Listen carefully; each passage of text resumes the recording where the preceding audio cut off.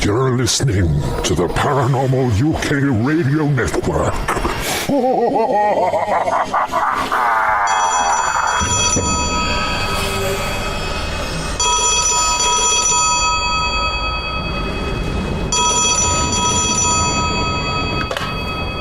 Hello?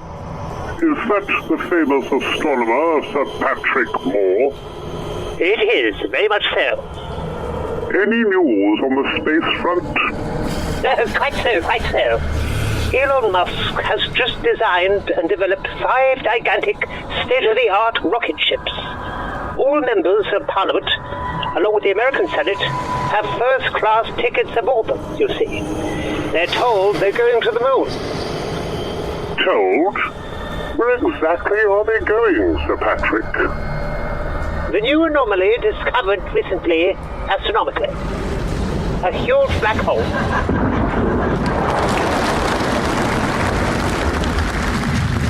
Welcome to Twin Souls. Twin Souls is brought to you in association with the Paranormal UK Radio Network. Now, we've got a really amazing guest on for you today, ladies and gentlemen, none other than ufologist, researcher, and also model maker, Jason Gleaves. Now, just to tell you a little bit about Jason's new book that's just been released. It's called UFOs Up Close and Personal, a really amazing book because within it, he's compiled a lot of other researchers' thoughts and ideas centered around how they got involved in ufology and along with their most memorable cases, as it were. And Jason is the author of numerous books, UFO photo, computer analysis of worldwide UFO images through the decades, and the ufology umbrella, Close Encounters Are Not Enough, and also Awakening, UFOs and Other Strange Happenings, co-authored with Peter Slattery. So welcome on board, Jason, and it's really lovely to have you back with us again.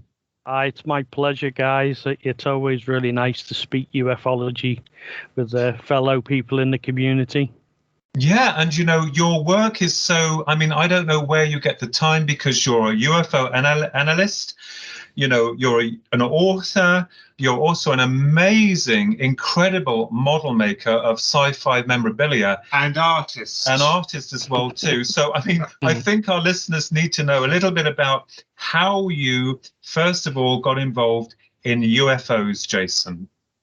Well, if you want to go back to the beginning with me with ufology, it was when I had a sighting with my sister when I was age 7 years old in Liverpool in the UK, in Aintree. And we all know Aintree is the famous Grand National race every year there. You know, my grandparents lived right on Melling Road, which is the entrance to the main gate. So, yeah, we were house sitting, I think, at the time, because I was only young at the time, obviously, in the 1970s, mid-70s. And I was playing upstairs with my sister, quite innocently, you know, and we both witnessed a silver disc-shaped craft hovering outside the window, the bedroom window. We both watched this. And again, before then, I had no inkling, no sort of pull towards UFOs, ufology as anything as such. Star Wars hadn't even come out, you know, by then. We had likes of Doctor Who and things I probably like watching and things like that. But and this was a quite a large craft. It hovered there for quite a while, and then it took off at high velocity. And then the weird thing about it all is we just carried on playing as if nothing had happened. Literally, it was just like that day never happened.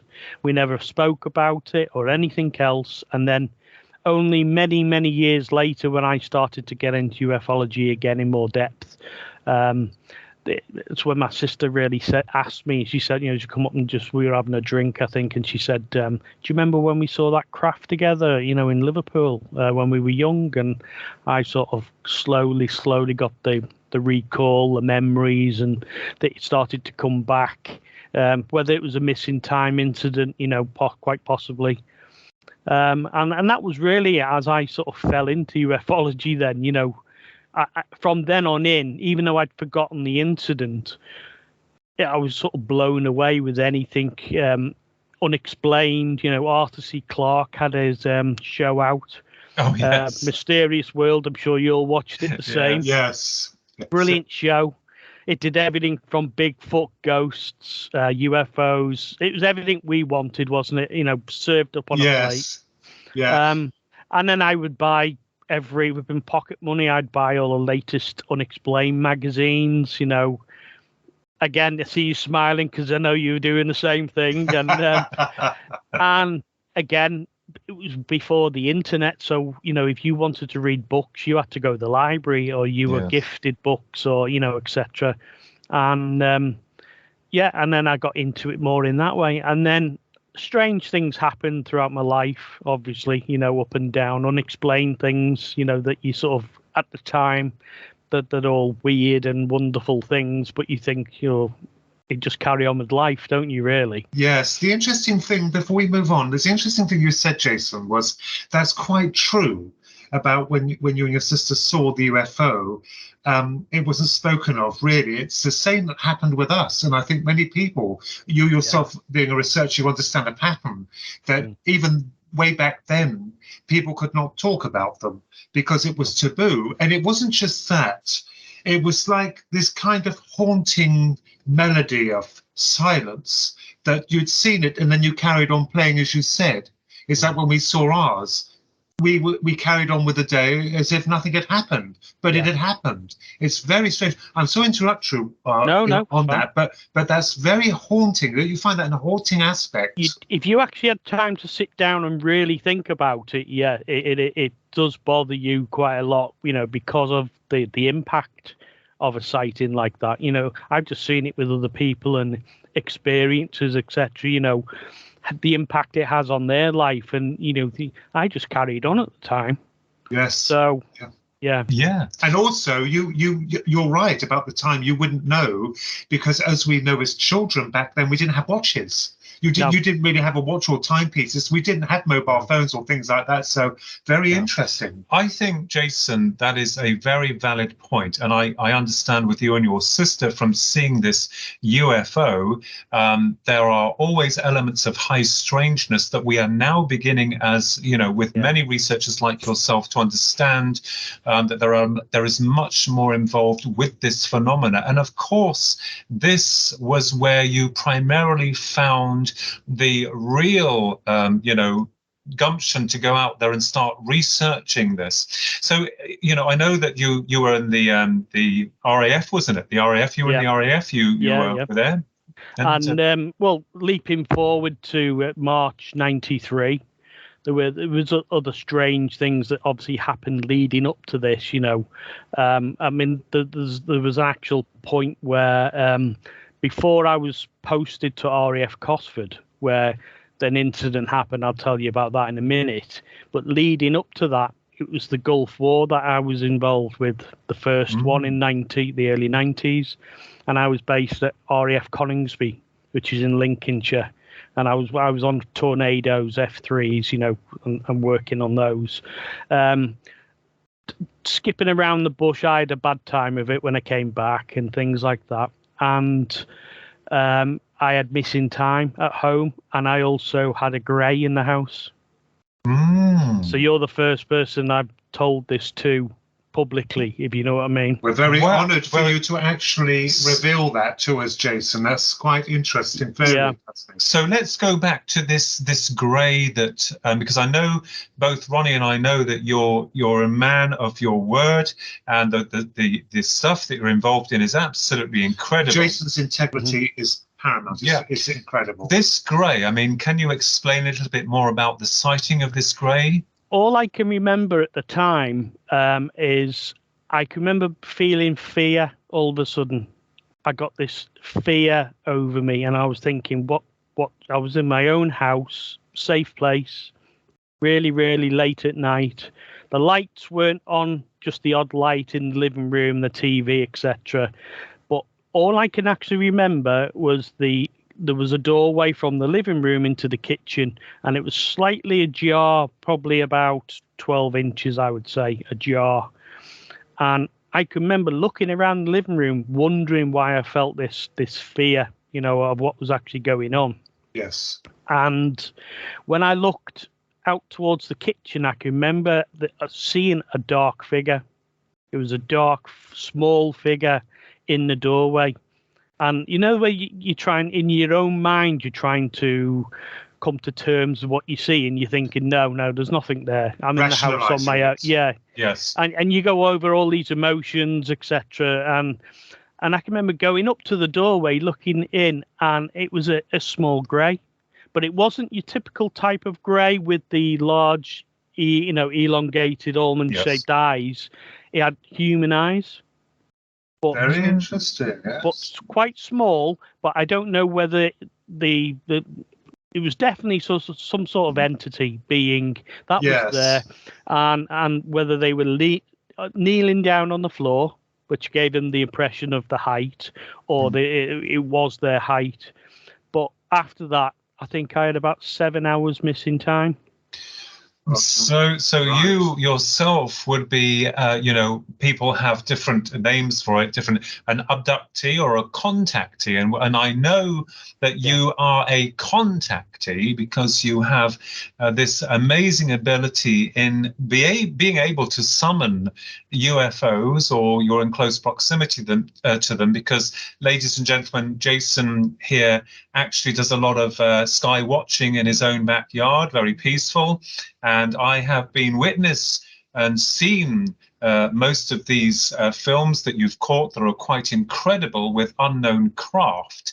So I think and feel, Jason, it's fair to assume that anyone that's been touched by this singularity, eventually, even from childhood, because this is where it seems to stem from, and then it kind of evolves through childhood to our teenage years, and not so always in teenage years, because that's when puberty comes in, and then afterwards, certainly going onwards. So that is incredible. Yes. Also, what's interesting, and this is another pattern with people who are in contact with these things, and I say that respectfully because we don't entirely know what exactly they are, but they are off-world or not a part of our reality, is that people, as I've noticed, as I'm looking at wonderful models behind you and your artisticness, a lot of people, when they're touched by this, they become very artistic. Whether it be musicians, artists, actors. It's strange because I myself, as you know, Jason, being friends, I'm an artist as well. So it's just interesting, as you're stating this,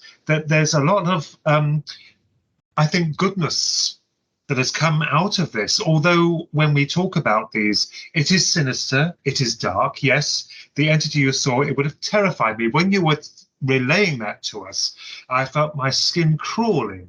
That's the worst thing with it by the door. A quick exit or entrance, and you're seeing this. I mean, my goodness, I would be in the same boat as you, in that department. But it's just strange how all this has happened. And you believe you've lost 7 hours, is that right? Yes. It's roughly probably about 7 hours that I can not recall, if you put it that way. Yes. I mean, I've had other times where I've drove home from, from the RAF base I was stationed at, going back to Cheshire. So we were driving right across the country, and that's probably about a 5-hour drive that you would drive across. This is back in the 80s, 90s, and I can remember leaving the base and arriving back in Cheshire, but I don't remember the middle bit. Oh, yes. So yes. it's recall of things other people tell me, very similar, and when they've told me those sort of experiences that has happened to them, it does come across to me. I start thinking, well, what happened to me? Yes. Yeah. It's like the recollection, I will admit this, so this is the first time I'm going to say on air and to you as our friend, is that I had something very disquieting happen to me a while ago. I think it was late last year. I had a memory. It was as if it was evoked by something. I don't know what it was, but I saw Philip and myself with the Greys, as we know them, but there was paper scrolls before us. These scrolls prevented me from going any further. So whether it's symbolic or what, but the Greys were there with us. It was quite disturbing. So I understand what you mean by what you're stating about these things that raise up later on in life. They do raise, and again, there's been other instances where I can remember not so long ago, just watching the TV, and all of a sudden, like you said, a memory or a flash comes across you in front, and it was a like a doctor in a white coat. Oh, Yeah. Yes. And I thought, where's that come from? You know what? Yes. And people in the room with me at the time, I couldn't say anything. I was like, what's just happened? You know? Yes. It's like they're fragmented. Somehow this paradox is able to nullify interaction with them to a degree by scrambling our minds. You mentioned the doctors. I know about them in my own circumstances because I had an experience when I was 13 with, I call them the doctors. They were armored, but I knew it was a trick later on, not just immediately, but later on, as you get older and wiser, you begin to realize this is some kind of an illusion. They are real, but they're scrambling things in your head. So, Jason, now after the Grey, I mean, because you were with the RAF, tell us about the other incident that happened with you. Well, I mentioned that because that happened literally before I was posted to the new RAF Cosford, which is in the Midlands, and this was March '93. So it was a year or two after Desert Storm and, you know, the Gulf and everything settled down. Well, I thought settled down. And I was on the base that night. I had a good friend of mine who was the orderly corporal in the guard room. And a little bit of history about Cosford. Cosford is a training camp. So when the trainees or airmen finish their basic training, they'll go to the likes of Cosford and they'll be taught to be an armourer or, you know, communications. And they get a trade, they get a discipline, you know, taught to them. And part of their duty is to do guard duties, you know, and things like that within the environment. So again, there are spotted guard posts all over, you know, the place. And this was the main guard room. So you come out the main gate. It's exactly the same today as it was then. You know, I've been back there since. There's a huge museum at Cosford. So it's got every sort of aircraft that, you know, is the first of its kind, the first supersonic, the first Harrier, the first helicopter. It's all there.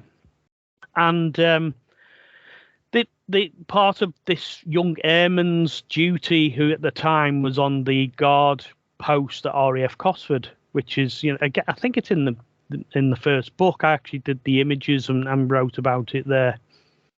And it was early hours of the morning. Again, I said a friend of mine was the orderly corporal. It was lovely and quiet, like it should be on the evening. Nobody wants ruckus, you know, anything going on. And the radio just kicked into life. And it was this young airman shouting and screaming down the radio to get the guard commander out to the airfield because something was hovering over the airfield. And he obviously didn't know what it was. Anyone that's ever been to an airfield at night time, it is pitch black. It is so black, it's unbelievable. It takes a long time for your eyes to adjust to that environment as well.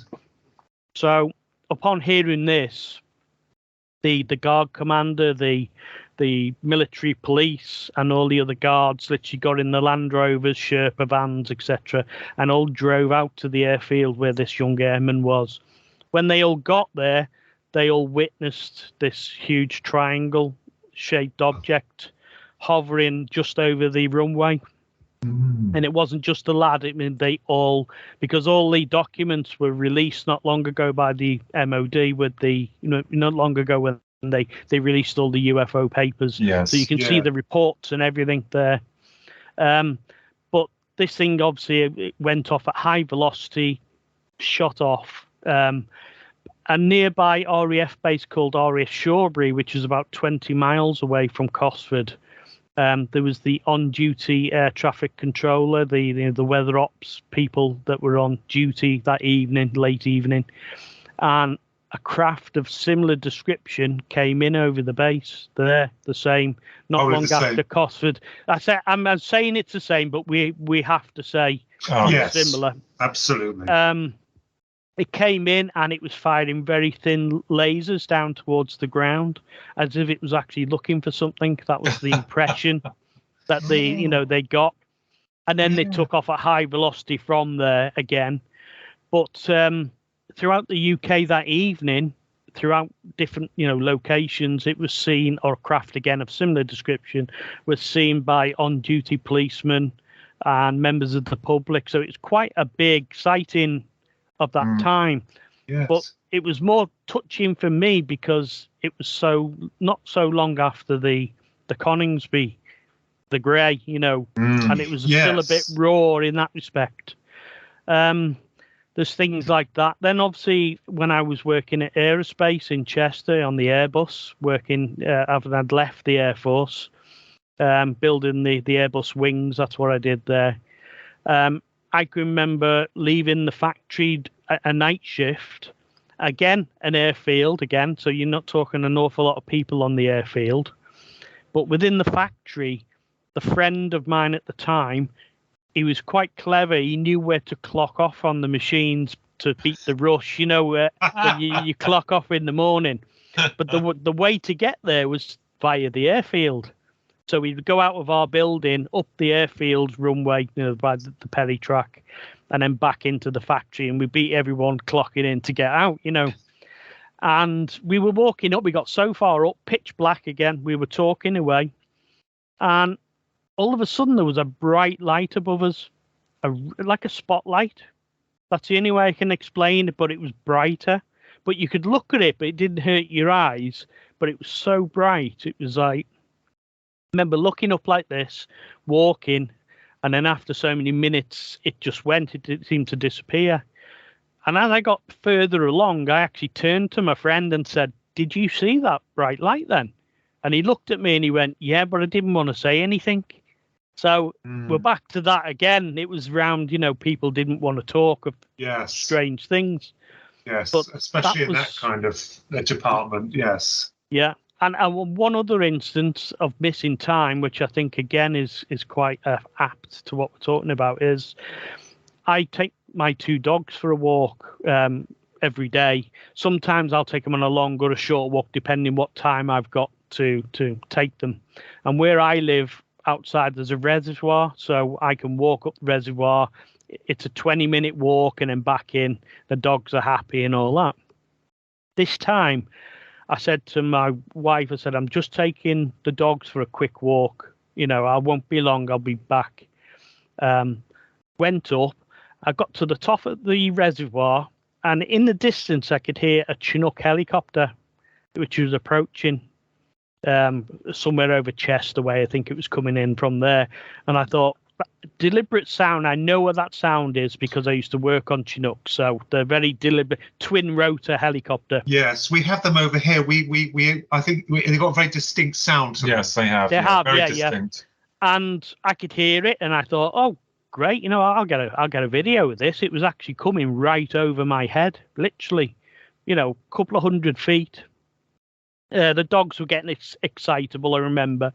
And I remember filming this Chinook flying right over, and I remember doing this, and I remember pressing stop, put my phone away, went back, and then got back home. When I got home, my wife and my son looked a bit worried, and they said, "Where have you been?" And I said, "I've just been up the reservoir, the quick 20-minute walk." He said, "No, you've been gone an hour and a half." And I said, "No, I've been gone 20 minutes, and they, no, you've been gone." So that was it. And later I thought, well, I actually still got this piece of footage on my phone. And I thought, well, I'll have a look at the helicopter I took. I remember taking the video of the helicopter. When I went back over the video, all you could see was my feet on the floor. And you could hear the helicopter flying off in the distance.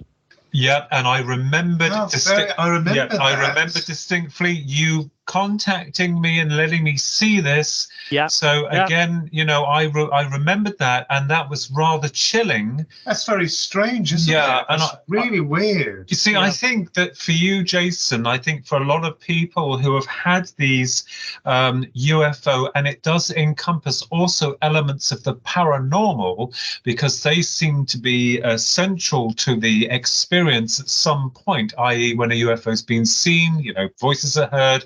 There's missing time, smells, bangs, lights, all these types of things that we're still trying to get our head around. But it feels to me like you yourself have been a magnet for this phenomena. Before you carry on, I just want to state about the Chinook. It does strike me, and I might well be wrong, but that wasn't a Chinook.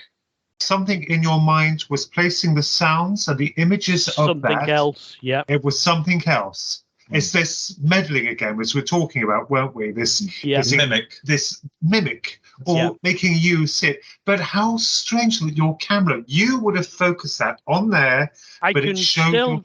I can still remember very clearly, filming it, going over, over. Because I thought, wow, this is great footage, And then when I look back, it just starts with me filming my feet. I thought, why would I be filming my feet?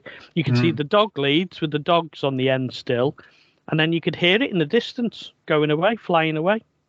Very haunting, very haunting. Sorry, Philip, I didn't mean to interrupt. No, that's okay. And that made me feel cold, and it did when I first learnt of this. When you contacted me, I obviously you told a few people. It's good to tell people when something's fresh, so that you have a record from others as well. Not because they don't believe it, but because then they can vouch and try and understand what's going on. Because I remembered seeing your shoes being filmed, your feet being filmed, and this sound going away. And it's like, well, the last thing you'd want to be doing is filming your feet.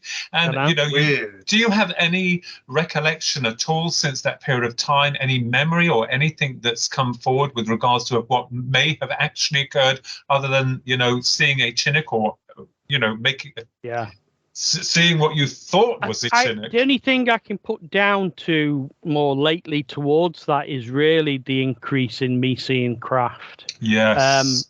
I actually went out to work this morning, and I left the house at 5:30 this morning to go to work, normal every time, but it was pitch black this morning, and it was quite clear skies. And just as I was getting in the car, and I just looked, why would I look up then? But I looked straight up into the sky, and two craft went straight over each other like this, right above me, in both directions, but they crossed right above my head. Yeah, it feels. You're a magnet. You're a magnet. I think and feel, Jason, that and this phenomena is still occurring with you. We're not going to say how old you are because you're still a spring chicken by heart. But I think and feel that individuals like yourself, this phenomena brings about not just your technical career and your career also in the RAF, and also with regards to your authorship and also your analysis using computer technology to analyze UFO footage, films, photographs, but also your model making. I think and feel that the big question is, does this singularity change us on that level? Where, because you've been touched by it, something opens within the psyche, or whether or not that's always been there. But do you see what I mean? So how are your thoughts on that, Jason? What are your thoughts surrounding that? Do you think that when we've had the experience, the mind is opened as soon as that happened? Or do you think it's something that we've always had and this was all meant to be? I really do believe everybody's got this. I think it's within their, directly within the body, wherever it's stored, there's some sort of connection device there that you would, a frequency, whether you start to see things, something happens to you, people have near-death experiences, etc. Yes. And after then, they have all kinds of strange things that happen to them.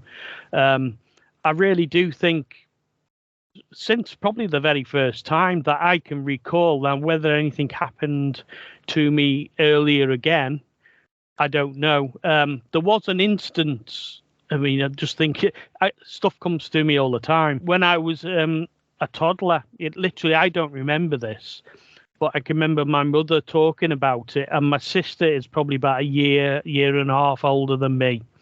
So she was in a cot next to my cot. And again, I don't remember this. This is what, my mum was saying to me. And we were there. My mum said that she came in one night and I was naked in the cot. And she was saying that she thought my sister had climbed into the cot and undressed me like a doll. But she said she can't have because they were too far apart. They were, she Yes. couldn't physically get from one to the other. And she was only a year or she's probably 2 or 3 herself, if anything.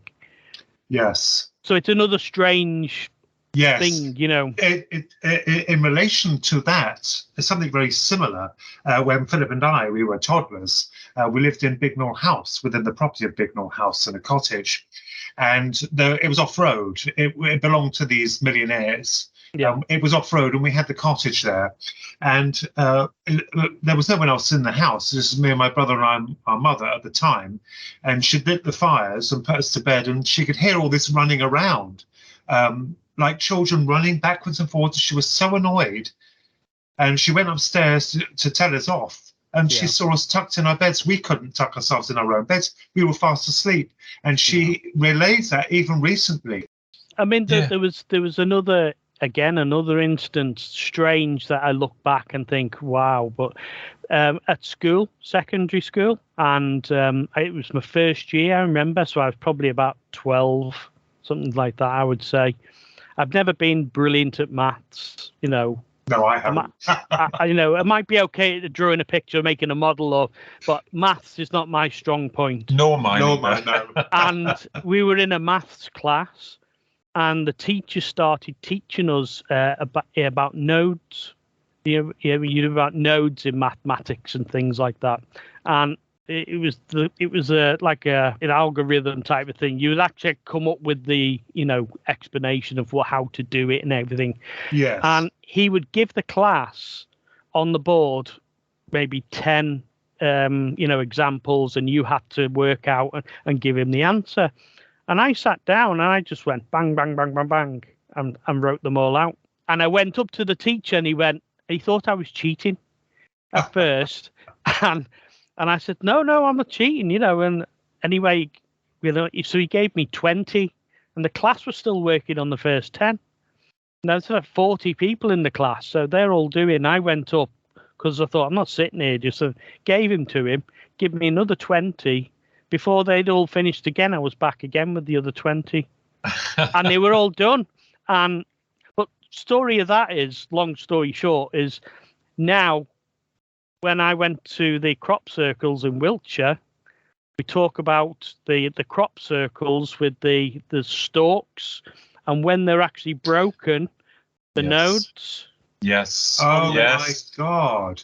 Do you know, that is amazing? I now understand the parallels of what you're saying. Can I just ask, when you had this, the gift of actually just answering these questions, did that last, or was it just like a small phase? Did it burn out? Small phase. It was, I obviously got moved up into the top set of mathematics and probably struggled all the way through with everything else. But the nodes, you could give me anything on nodes, and I was thinking, why not? Nodes, what are they? But then you just said the crop circles. My goodness. When I went to Wiltshire a few years back, and we started to look in, I think it was Robert Hulse and David Caton, their information. I started looking at their, like all our journeys, we go from literally abductions, UFOs, crop circles. We go through the whole thing, don't we? Yes. And that part of the crop circles, when I started getting into it, and then I thought, nodes, where have I heard nodes before? And then it came up, and I thought, I knew what the nodes were about. Yes, how amazing. And, I wanted to ask a question with going back slightly towards the triangular UFO that was seen, a very famous event, a world famous, and I think one of the most witnessed, I think, in England. In terms of people, I think there's a few cases where a lot of people have observed these crafts. But in your opinion, Jason, there's a lot of arguments about back-engineered technology. Yes. I'm just going to ask Jason, and I am open to all forms of speculation, but I feel that the way that you've described that event back at the base, that this was some kind of alien technology as opposed to back-engineered human technology. And you mentioned also that the craft had fired down these beams of light, rather like the objects that Colonel Charles Holt and his men had seen at Rendlesham Forest when he found that these objects were firing lasers down onto the ground. But in your opinion, do you think, Jason, that these objects are of extraterrestrial origin? Over the years, my opinion has changed backwards and forwards, just like anybody's. When you have a sighting, and your mind will start to work overtime because you'll watch. Again, we talk about this journey where you watch so many videos, you read so many books, you listen to so many people talk. And again, you think, well, could that have been extraterrestrial? Could it have been a back engineered? I personally, latest sort of thought on it, I would say it was back engineered. So it would have come, from some form of alien technology. Yeah, definitely, yeah, but back engineered through the military or secret covert. Yeah, I did actually wonder that, because I was told that first. It's funny because I've seen one. I've seen a triangular ship. It was gigantic. It was in broad daylight. It was massive, the size of a battleship. It was quite low. It had no lights on it. It was thick set, extremely thick set. You could get 15 decks on it. And the corners were rounded. They were rounded because I didn't know. The only thing I knew back then when I saw it, I had heard of the Belgian wave. They seemed to appear to be sharp, I think. Yeah. I was astonished. That to me was not back engineered.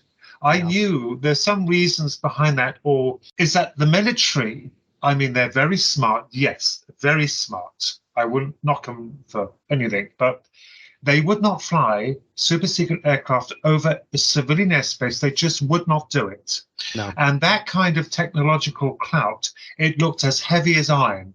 And for it to make no sound, to just glide effortlessly, that technology is so beyond anything we have. I couldn't say for sure, but for me, my version of that would be off-world. But it reminds me a lot of your experiences, Jason. Remind me a lot of the American Terry Lovelace, who had an incident at Devil's Den, and he's also a good friend of all of ours. I think you know him as well. But how frightening is that? So, when these experiences now that you've had and you're continuing to have, I mean, I think, did you go through like a transformation from beginning to understand that the fear that you had is now changed or morphed through your journey? Yeah, I would say it's definitely changed. Just, I mean, I say to people, we all try to go to as many conferences as we can to listen, because we still want more information. We never stop wanting. Oh yes. And when we started going, only say 5 years back, the different caliber of person that would go to this conference, it was like the tinfoil hat brigade, wasn't it? Yes. Even though we didn't look at each other like that, that's what you were looked at, weren't you, by everybody? Yes. But it has totally changed since then. Up to now, we go to the Outer Limits magazine conference and we meet up there, don't we? I went to the Awakening the other week. Yeah, saw you there online. Yeah, literally. The caliber of person that goes to these things now is so awake. We're talking doctors, nurses, policemen, solicitors, whatever you want, if you want to call it, a higher discipline of job. But they're actually waking up to what's going on around them, and realizing that, and again, the craft, when I started to look into it, the military and the aerospace side of me, unless the craft was nuts and bolts, it didn't exist. To me, it had to be so physical and, and be there, like the pen's there. I can see it, feel it, and it's there. Yeah. But you've got to start thinking outside the box, because they're multi-dimensional. They're, interdimensional. They're probably here now, but in a different dimension. that people can't get their head round, you know. Yes. And I talk to Peter Slattery in Australia, you know, the SETI Ranch. I do an awful lot of analysis for him. Yes. And he said he's had an experience where the craft actually materializes around him. So he doesn't actually get taken in the craft. The craft appears around him. Well, if they're interdimensional, they can do anything, can't they? They can do anything they want, yes. Yeah. I think that, you know, Jason, the way that all of us are seeing this, because all of us still have a blank page, but at least we're open to speculation and many forms of hypothesis. But what is interesting is that I think our idea has changed and morphed gradually, whereas back in the past, the 1950s, everything was seen as like nuts and bolts, and perhaps the phenomena presented itself in this way. And now it seems to have, like Dr. Jack Vallée has suggested, that it morphs through time, the phenomena has. So I think that you're right. Going back also, I was very interested by what you said, Jason, about how when you get involved in this, it doesn't just end with the UFO and the alien. You then get involved with paranormal research, with cryptozoology, with life after death, with all of these other areas of information. And I do believe definitely that we have been lied systematically by a system that has enforced this kind of control or mental subjugation to keep us mental slaves working. But you're right. People are beginning to wake up. Yes. And also, just quickly before Jason carries on here, the singularity does not remain entirely for one individual's exclusive rights. It's exclusive to every single one of us and operates on individual elements of awareness. So you've really moved forward. I mean, your book, UFOs Up Close and Personal, I have to say to the listeners here, you have to go and get this book, because if you really want an insight into the subject of ufology or alien contact, Jason put this book together, an incredible book with many, many researchers. I mean, how did you get the idea for this? Where did this idea come from? Well, again, it all comes back to the journey. And again, my journey with books started with Philip Mantle. And he just happens to do with everyone. You know, what a top guy he is. Yes. He gives you that confidence and, you know, to write a book. I've never wrote a book before. You know, I'd started the Facebook page UFO Only. And that was really because I was analysing cases and things like that and putting the research out there for people to look at. And then it sort of grew, and then I'd start to do more again for people who would contact me and say, well, you know, can you look at this for me? And, you know, it grew from there, really. And then I was doing them for Philip, obviously, for cases and things. And then he said, you're doing all this, why don't you write a book about it? And that's how he starts, doesn't he? You know, and you go, okay, then. And he says, I'll help you all the way through it, and we'll set it out. And I was like, great, you know, literally. And that's how the first book came around. It was where I show people how I analyze images. Yes. That it, like we were saying before, it's not exclusive to me. It's everybody can do this. And I wanted to show people how they could use Photoshop to actually, you know, it's not there to, you know, manipulate the image. It's there to use the filters and etc. And the way I say that is, if you invert a photograph of a nighttime shot, it becomes like a photo negative, and you can see more detail and things like that.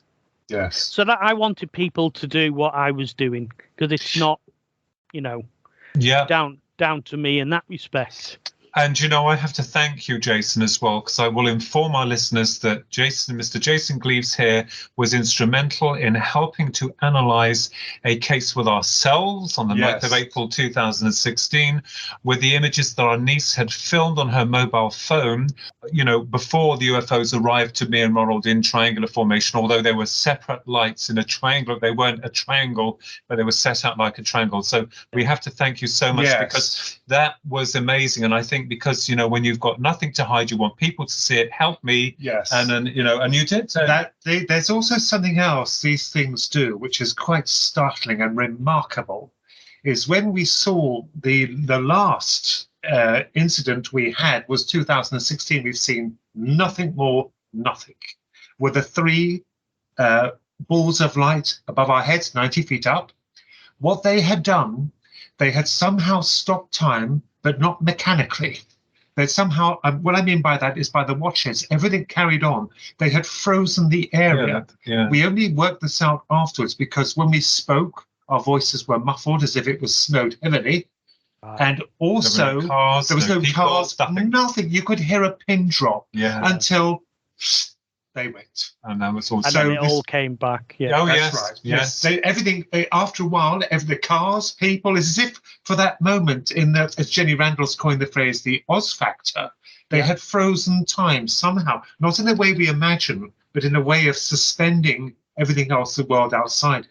Yeah. So I want to ask Jason, because you've written, well, as I said, you've written numerous books, UFO photo, computer analysis of worldwide UFO images through the decades. And I have the book, and that's quite interesting. And you did a case on one that involved what they thought to begin with was a spaceman with a little girl. Soul Wave Earth. That's the one. I couldn't think of the name. I couldn't think of it either. I was actually talking about it today with somebody because they were trying to say it was a real sighting, and I said, no, it's not. It was actually a mother who was there at the time. And long story short, with that case, it's one that we've all been brought up on in ufology as the spaceman, and when you see it, you think, yeah, that's a spaceman. Well, it is to, untrained eye as such, when you go in.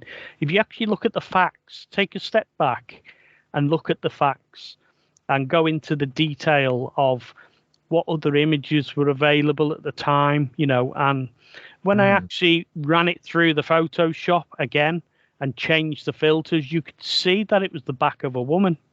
And when she had a short dress on with short sleeve, sleeveless dress, summertime, obviously.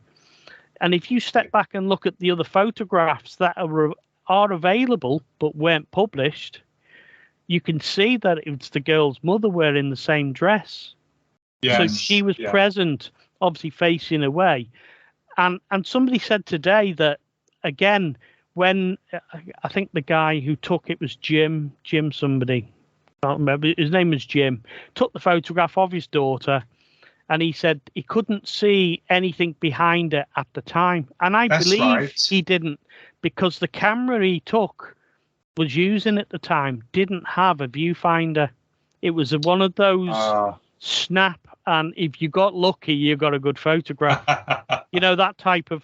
Yes. And he was kneeling down, so he had the camera raised in the air to get the photograph of her. So he didn't see above the girl's head. The camera did, and caught the mother behind. Yes. So if you just take a step back and look at the facts and go into it, there's an awful lot. There was another one I analysed. I think it was Bob Dean. Yes. We're not long lost Bob. Lovely, really nice guy. And he said it was a UFO. And if you look at the image, it is a UFO. It's a disc shape. Very, detailed and everything. It's got looks like little, like antennas or something hanging down off it. Anyway, you look at it and you think, yeah, that's definitely unusual anyway. And it was taken out of the capsule by the astronauts on the way to the moon. So I thought, okay, then I'll take that, but I need to find out anyway to see if it is or if it isn't. Mm-hmm. So we knew the actual serial number of the NASA photograph. So you just go into the archives, look up the image, the number that was given. There was nothing on there. You could see that the astronaut taking a photograph out of the window of the capsule. Nothing there. So I thought, okay. So I just went a couple either side of the original, number, and I found it. I found the image, and I thought, "There's the UFO." So again, I had the original photograph now that I could analyze. Not somebody else's third, fourth, fifth hand manipulated. The thing is, that's wonderful, because you'll be surprised how many people don't do the research or look into this further. but so much appreciated because it helps us to narrow down. It's not fakery in many cases. It's like misidentification or malfunction or just a misfortune of getting something in with the camera. We're not in it to call people liars. We're in it to find the truth, Yes. But when I actually went into this and found it, saw the UFO, and I thought, well, okay, I've got the original photograph, blew it up, went in and did everything I do, going into the different steps. When I went really close in and inverted one of the filters, I think, you could see that it was the top of the third stage of the rocket, the Apollo rocket, which actually, when they jettisoned, when they were on the way to the moon, it followed them. It actually came with them. But it was getting a bit further and further away from them as it went and got there. Anyway, when I went in, it was the reflection of the top of the fuel tank, which was the elliptical shape. And then I just did basic photo analysis where I got his photograph and I got the original photograph, and just did an overlay, and it was a perfect match. And I think it's important because at least it shows that you can identify what is real and what is unknown.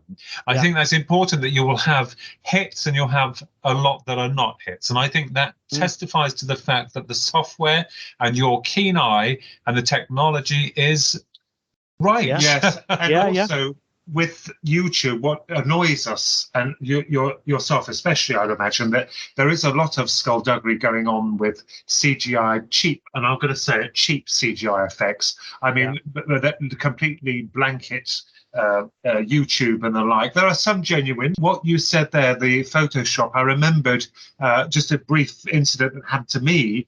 The only experience I had with trying to analyze a picture was a group of archaeologists claimed, this was many years ago, I cannot remember the group, they claimed they had found these giant Nephilim, these skulls, and across they had 3 skulls from different regions of the world. And they're happily showing them these giant skulls. And fortunately, the teeth were visible. So I used the software to close in on one particular tooth. It had a distinct crack in it. And the other one, what I'm going to say, the same tooth, the same crack, and so on. And I wrote to them and said, you do realise, don't you, these pictures are Photoshopped, Jason? I never heard a thing from them. You don't. It's like, it's like the doors get shut, isn't it? And you're like, okay. Yeah, they'll argue until they're blue in the face, but I couldn't be done with it. But it's amazing what you do, though. What you're trying to do is trying to find the truth with them, or trying to find out exactly what they are. To add emphasis on perhaps if they are UFOs is wonderful. It holds us further even more to prove that this is a reality, which we know it is. Yeah. So, Jason, now, with regards to your work, your books, your research, and your models as well too, I have to say, fantastic. I love Vincent there from the Black Hole. Vincent, he's beautiful. Well, you can leave your details at the end, and then of course your listeners can actually come and take a look and see the amazing model collections that you have and that you have for sale. They're absolutely amazing. But what I wanted to ask you is, Jason, with regards to your UFO contacts, and you've kind of branched out slightly now, and you're kind of like using some form of mental communication or process to connect with off-world beings, and I think that is very applaudable. So you have made some progress in this area. Yeah. Are you talking about the models, or are you talking about actual contacts with them? Yeah, well, you just go out and do. We know it as C5. People actually talk about. You go through the different categories of, close encounter 1 to 7. C5 is actual communication with ETs, and you basically just go out into your garden. People come up to me and they say, I've never seen a UFO. I'd really like to see a UFO. How do you do it? And I said, just go out into your garden or your yard or onto your front doorstep. It's nothing special. The people are not special. You've got to just go out there, be open, be ready. That's right. Be open with what you're actually looking for. Believe. And literally, they will show themselves up. If you're ready to see something, they feel you're ready. You're going to see multiple craft. I know about this because we know it's a reality. We do know from research. This people might, if they laugh at it, they won't be laughing when they see them, because I actually wish to see a grey in its full glory, but I'm a coward, because I then each night I then recite the Lord's Prayer and put the cross across, say, don't you come anywhere near me. Being an artist, I want to see what they look like, but then it is fear that holds me back. I admit that I have fear. I can attest to the C5 experiment, because we did that on the 8th of June 1998 in Rendlesham Forest. A lot of people don't want to hear about that because they only understand that the Rendlesham incident was in 1980, but we had some of the UFOs. So my research led me to indicate, is that coming from me or our minds projecting that out to them, or are they reading our minds, whichever way? But it's incredible. Yeah, you're probably more of a conduit to, actually bring in this sort of thing in. It's that connection, isn't it? And yes. you're on the frequency now of, a good way to explain it is the radio. See yourself as a radio. Yes. And if you're tuned into Radio 1 or, whatever your local radio station is, that doesn't mean that all the other thousands of radio stations are not broadcasting. You're just not tuned into it.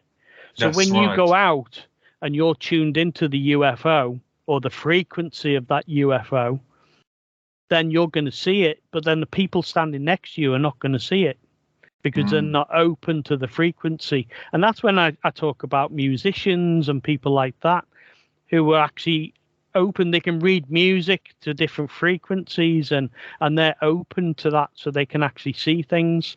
And again, the camera, so the cameras that are being used, they can obviously see the different, the electromagnetic spectrum that we're all in. We can just see a very, very thin corridor of what we can actually see. We can see each other now, that sort of thing. But outside of the range, we're talking X-rays and radio waves and, gamma rays, infrared. And we can't see that with the human eye, but the camera and the camera equipment can. Yes. They're on a different frequency. Yes. And that's when somebody sends me an image of a UFO and they say, I took a photograph of my friend or my family and a nice scenic view, but when I went home and looked at the image, there's a UFO on there. And he said at the time there was nothing there in the sky, but there obviously was. Yes, that's right. That's it's similar to the Chinook that you thought you saw. Somehow they had done it a little bit differently, but they had changed it. Somehow they made you see that, but it was anything but, wasn't it? Yeah. It appeared to be. And I think also, Jason, the phenomena, what you start out feeling is something that's a curse ends up becoming a blessing, because your mind seems to open to these other amazing possibilities and these incredible ideas and knowledge, and to know that we are not alone and that there is more to us than the mere flesh and blood vehicle that we're told lives and dies. And I think that for all of us, one of the common denominators, even if other researchers are, excuse the pun, each other's necks because they don't agree with them, but when they all come together, the common line is that we have an understanding and a belief in something that is so much bigger and it's more amazing than ourselves that we want to be a part of. And I think that is a transformation within itself.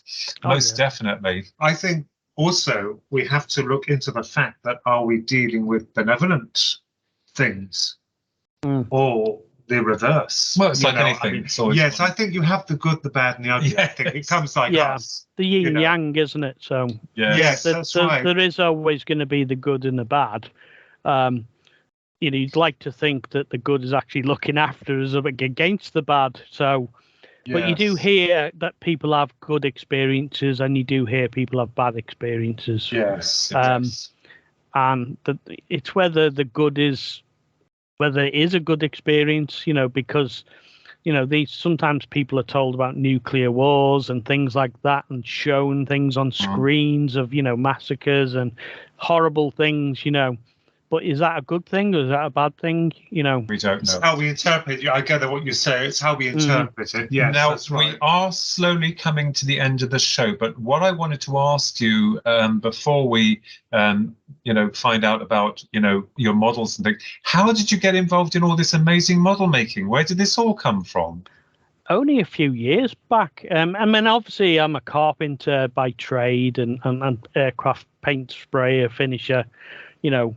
So I've always had the artistic side, you know, right the way through, just like Ronald, you know. Yes. You just have, haven't you? You know. That's right. And yes. it just get the explosion that I wanted to make things. I wanted to produce like UFOs and, you know, things that people. I've done stuff for people all over the world now with him, you know, making things, and I get such a buzz out of making things and know that people are getting enjoyment out of what I've made. You know, I really do, because I feel, you know, I've got stuff in museums in America, you know, literally that I've sent over, and then again working with Calvin, you know, Calvin Parker. Oh yes, yeah. This new Calvin. book out next year that we've done on the graphic novel for the anniversary. Yeah, and I've been working over a year now on that with Calvin, and we've done. No one's ever seen the female ET that was on board. They've heard about the female ET when they were taken actually on board. I don't think I've got a model of her somewhere to hand, but you know, we've all seen the you know, the ugly one. Oh yes, yeah. You know, everyone's the robots. It's so unique, isn't it? You know, it's nothing else like it really, but. No one's ever seen the female, so I did like a police fit with Calvin, and got the eyes, the nose, the ears, the figure, the body, and when he saw the image that I did of her, he said, "That's her. That was the one on board the craft." You know, so when you see this in a graphic novel, I've gone right through his life with the writer, with Martin Powell in the States. He normally does Batman and Superman comics. Wow. So that's the sort of level that we've been doing it, and I've done 124 pages of illustrations. Yeah, now they take ages. I know, being an artist myself, the graphic novel takes ages. Raymond Briggs, I mean, we know from our childhood, The Snowman and, you know, Father Christmas and all that. He said, I think it took him a couple of years. So I can well appreciate that the amount of work you put into that is phenomenal, and it's time consuming, but it's coming along, and that's going to come out next year. It's out for next year, obviously up to Philip when they're going to actually publish. Yes. We've literally just signed the contract for it now with Moonstone, I think it is, publishing. But I mean, I'm proud of it. I can, you know, when you do something, you look back and you think, I could have improved that. I could have done this. No. I have that. Do you know is? I'm so glad you said that, Jason. I'm so glad, because I think us being artists, we appreciate that when you've done something. I have this. I'm terrible with it. I'm so pleased to hear you say this. I think afterwards, when it's done, it looks all complete. You think, oh my goodness. It's like a painting or something, or an image we've done. You think, oh my God, I should have done this. I should have done. Thank God I'm not alone. We share that common denominator. Yeah. But look, I look back and, like I said, I'm really proud that I've been a part of it. And I know that it's going to do well for Calvin. You know, I think we've done him proud on it. Yeah, and you have as well. And also, the one thing with art, as I was going to say, once you've done it, you just have to let it go, because it's like musicians. You keep picking and they're saying, no, leave it. But yes, for Calvin, it's going to be a wonderful a tribute for him, for what happened to him and to Charlie. Yeah. So that's amazing. So, Jason, we are coming to the end of the show, and I just want to thank you so much for a most amazing and very in-depth interview. And rather like your new book that's just been published, it has been up close and personal, UFOs Up Close and Personal. So tell people how they can get hold of you, and also, you know, your amazing model making as well. Let the listeners know. Yeah, well, if anyone wants to contact me with obviously a sighting, you know, some footage or, you know, a picture, etc., that they want to explained, or where I'll try and help them, they can get me on UFO Only, which is on Facebook, etc., and Twitter, the usual sorts of platforms.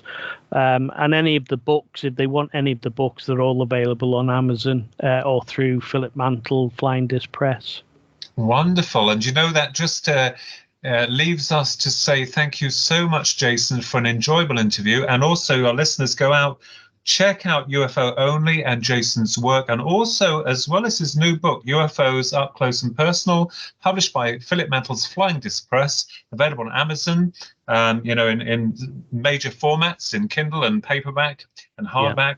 So I have to say to you, thank you so much, Jason, and we wish you the best of luck with your future. We do, and I'd just like to remind our listeners that UFOs Up Close and Personal is also beautifully illustrated. Yes, it is. So thank you. And you've been listening to Twin Souls. Your hosts, Philip and Ronald Kinsella, our esteemed guest, Jason Gleaves, author, researcher, UFO analyst, and model maker. And artist. And artist That's as well. important. That is Us artists, we like that Well, word. Us artists like that word. So stay safe and look to the stars.